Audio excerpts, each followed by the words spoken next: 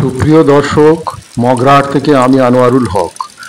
রেমাল গতি বাড়াচ্ছে, রেমালের খেল শুরু। চারদিকে গাছপালা খুব জোরে জোরে নড়ছে, জোরে জোরে হাওয়া হচ্ছে, ছাদে দাঁড়ানো যাচ্ছে না।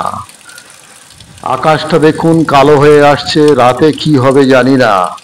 রেমালের গতি প্রতি ক্ষণে ক্ষণে বেড়ে যাচ্ছে। রাতে আজকে দুর্যোগের আশঙ্কা রয়েছে। আবহাওয়াবিদরা বলছেন আজ রাতেই আছড়ে পড়বে। রেমাল এগিয়ে আসছে ভূমির দিকে, সাগর থেকে ভূমির দিকে এগিয়ে আসছে। কয়েকটি 24 পরগনা, দুটি 24 পরগনা এবং হাওড়া এবং কলকাতা জেলাকে টার্গেট করেছে। এছাড়া উড়িষ্যার কিছু অংশ, বাংলাদেশের কিছু জায়গা আছে।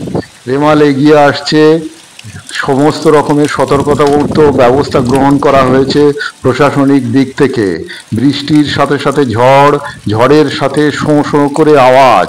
রেমালের গতি একের পর এক বাড়িয়ে যাচ্ছে। সারাক্ষণ ঝড়ের গতি, সারা দিন ঝড়ের গতি।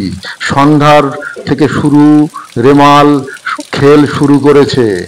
সারাদিন বৃষ্টি হয়েছে জোরে, কিন্তু ঝড় এত জোরে ছিল না। আস্তে আস্তে ঝড়ের দাপট বাড়ছে। দমকা হাওয়া কখনো এদিকে কখনো ওদিকে, গাছ নড়ে চড়ে বসছে, এদিকে জ্বলছে ওদিকে দুলছে।